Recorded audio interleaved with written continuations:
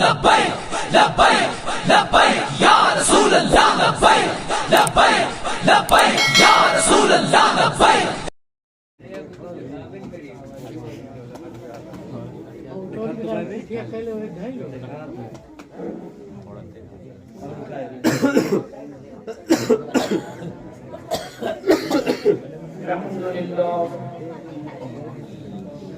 الحمد لله رب العالمين والعاقبة للمتقين والصلاة والسلام على سيد الأنبياء والمرسلين أما بعد أعوذ بالله من الشيطان الرجيم بسم الله الرحمن الرحيم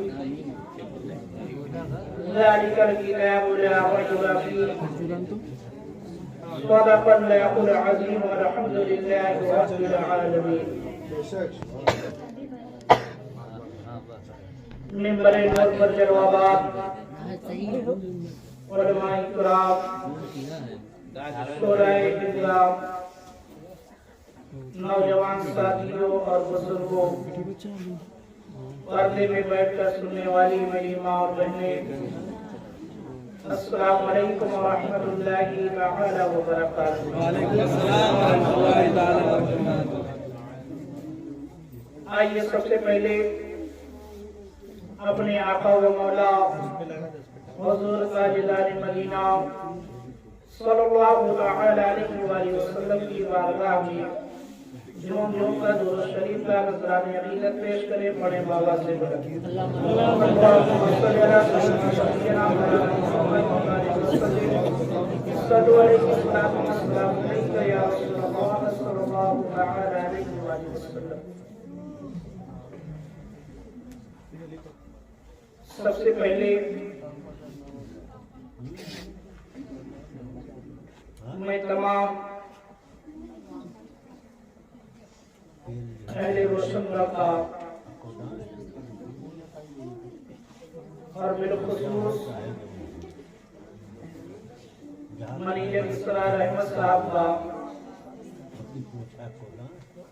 اور تمام نوجوانوں کا تہہ دل سے شکریہ ادا کرتا ہوں کہ انہوں نے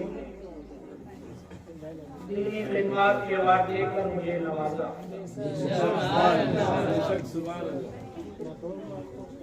اور یہ 5 سال کا سفر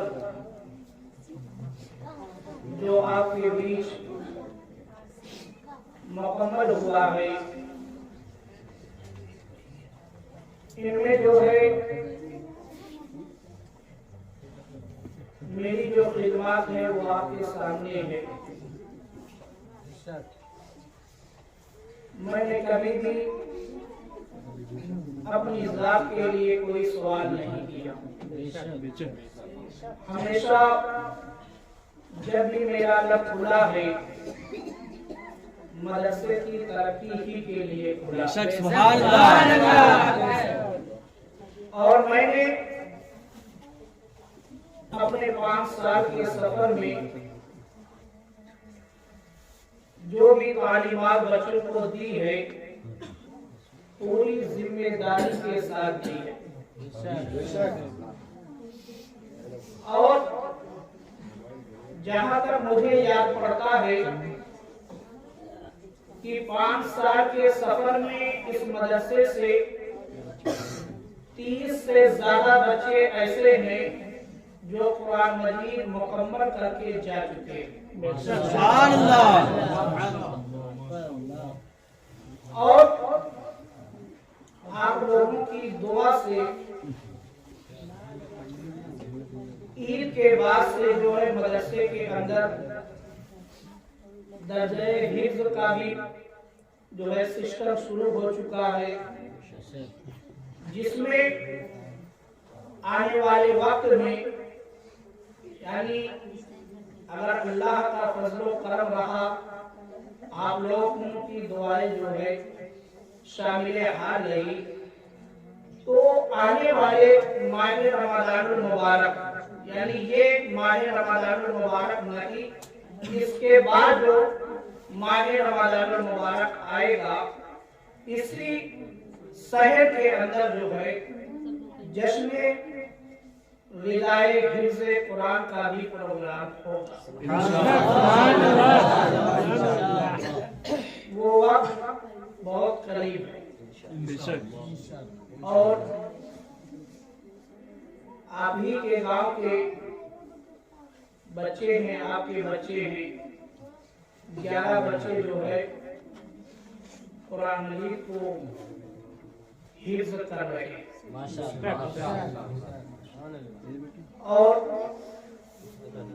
ناظرہ میں تقریباً جو ہے 30 سے زائد بچے، 30 سے زائد بچے جو کنٹینیو روز پڑھنے آتے، 11 بچے ہو 30 بچے، یہ یعنی 41 بچے جو ہے کنٹینیو یہاں مدرسے میں پڑھنے آتے۔ اور میں اپنی کیا بڑائی بیان کروں یا میں کیا اپنے بارے میں کہوں، اب کی مرتبہ جو ممتحن صاحب آئے تھے، جن کا نام جو ہے حافظ و قاری محمد احمد صاحب، جو جلال پور کے رہنے والے ہیں، انہوں نے جب بچوں کی تعلیم کو دیکھا، وقت کو دیکھا، وہ حیران و پریشان ہو گئے۔ حیران و پریشانی کے عالم میں وہ تعجب سے کہتے ہوئے یہی گئے کہ میرے بس کی بات نہیں ہے کہ اتنے کم وقت میں اتنی مضبوط پڑھائی جا سکے۔ انہوں نے بہت سارے سوالات کیے، اور کئی مسئلوں میں جو ہے انہوں نے تعجب کا اظہار کیا۔ جب انہوں نے تنخواہ کی بات کی کہ آپ کی تنخواہ کتنی ہے، تو جو ہے میں نے بتایا، تو انہوں نے کہا کہ اتنی تنخواہ میں جو ہے اگر آج اتنا ذمہ دار کوئی حافظ یا قاری ڈھونڈا جائے کبھی نہیں مل سکتا۔ سبحان اللہ۔ تو میرے مسلمان بھائیوں، کہنے کا صرف مقصد یہی ہے کہ آپ میرے لیے دعا کرتے رہیں کہ اسی طریقے سے جو ہے یہ سسٹم چلتا ہے، اور میری تو آرزو، میری تمنا یہی ہے کہ روشن گڑھ کے ہر گھر میں جو ہے ایک حافظ میں ضرور بناؤں، چاہے وہ بچی ہو یا بچہ، یہ میری تمنا ہے۔ اگر آپ لوگ دعا کرتے رہیں گے، اللہ تعالیٰ نے مجھے صحت دی، قوت دی،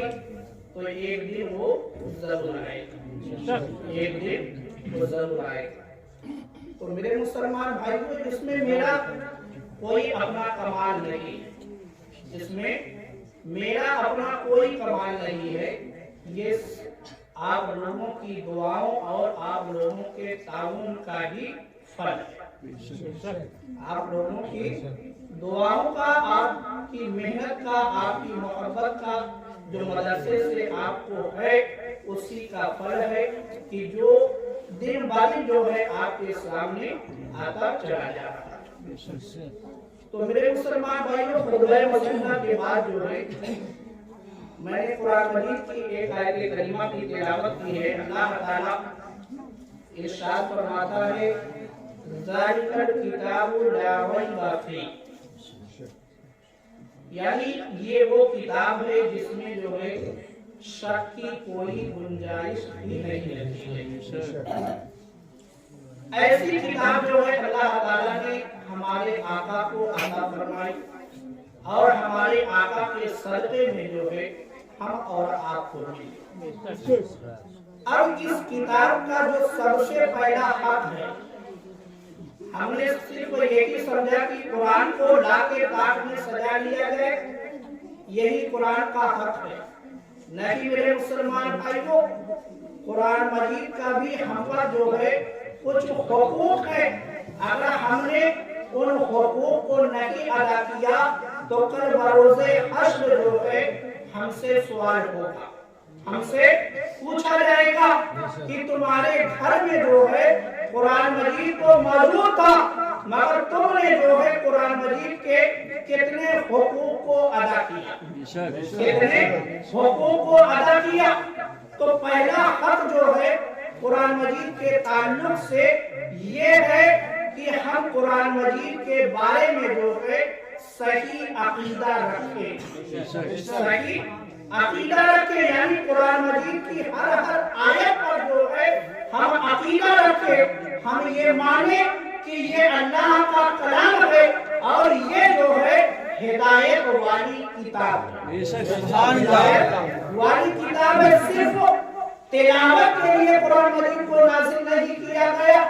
بلکہ ہدایت کے لیے بھی نازل کیا گیا ہے، ہدایت کے لیے بھی نازل کیا گیا ہے۔ اور دوسرا حق جو ہے یہ ہے کہ قرآن مجید کو جو ہے پڑھنا سیکھا جائے اور لوگوں کو سکھایا جائے، قرآن مجید کو پڑھنا سیکھا جائے اور لوگوں کو سکھایا بھی جائے۔ اور میرے آقا نے فرمایا ہے کہ سب سے بہتر تم میں اگر کوئی انسان ہے جو قرآن کو پڑھتا ہے اور پڑھ کر جو ہے یعنی قرآن کو سیکھتا ہے اور سیکھنے کے بعد جو ہے لوگوں کو سکھاتا ہے، وہی سب سے بہترین انسان، وہی سب سے بہترین انسان ہے۔ تو میرے مسلمان بھائیوں، اب ہم اپنے آپ کا محاسبہ کریں کہ کیا ہم جو ہے قرآن مجید کے حقوق کو ادا کرتے ہیں؟ کیا ہم نے جو ہے قرآن مجید کو پڑھنا سیکھا یا ہم نے اپنی اولاد کو جو ہے قرآن مجید پڑھایا، ان کو سکھایا؟ تو میرے مسلمان بھائیوں، اگر ہم نے ان حقوق کو نہیں ادا کیا، یہی ہماری اولاد ہمارے لیے جو ہے رب کی بارگاہ میں مقدمہ بھی کرے گی، اللہ تعالیٰ بھی ہم سے سوال کرے گا اور ہماری اولاد بھی ہمارے خلاف کھڑی ہو جائے گی اگر ہم نے قرآن کی تعلیم اپنی اولاد کو نہیں دی۔ اور میرے آقا نے تو جو تربیت کا سسٹم دیا ہے کہ اولاد کی تربیت جو ہے کس طریقے سے کی جائے، وہ سسٹم میرے آقا نے یہ دیا کہ میرے آقا نے فرمایا کہ اپنی اولاد کی تربیت جو ہے 3 چیزوں پر کرو، 3 چیزوں پر کرو۔ پہلے میرے آقا نے فرمایا کہ اپنی اولاد یعنی جب تمہاری اولاد جو ہے بولنے لگے، چلنے پھرنے لگے، تو اس کو جو ہے قرآن مجید کی تعلیم دلاؤ، اس کو قرآن مجید کی تعلیم دلاؤ۔ یہ تربیت کا سسٹم میرے آقا دے رہے ہیں کہ اس طریقے سے جو ہے اولاد کی تربیت کی جائے۔ سب سے پہلے اولاد کو جو ہے قرآن کی تعلیم دلائی جائے، سب سے پہلے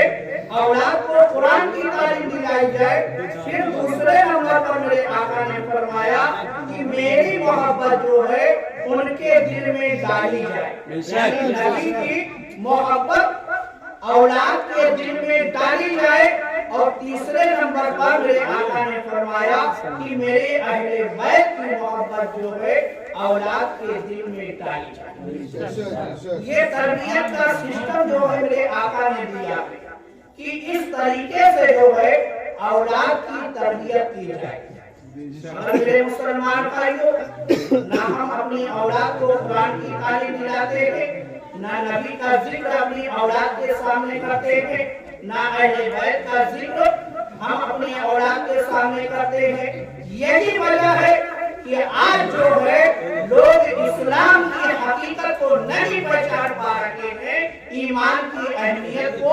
نہیں پہچان پا رہے ہیں۔ اگر اسلام کی حقیقت کو پہچاننا ہے، ایمان کی اہمیت کو سمجھنا ہے، تو قرآن کو بھی پڑھنا پڑے گا، نبی کو بھی پڑھنا پڑے گا اور اہل بیت کو بھی پڑھنا پڑے گا۔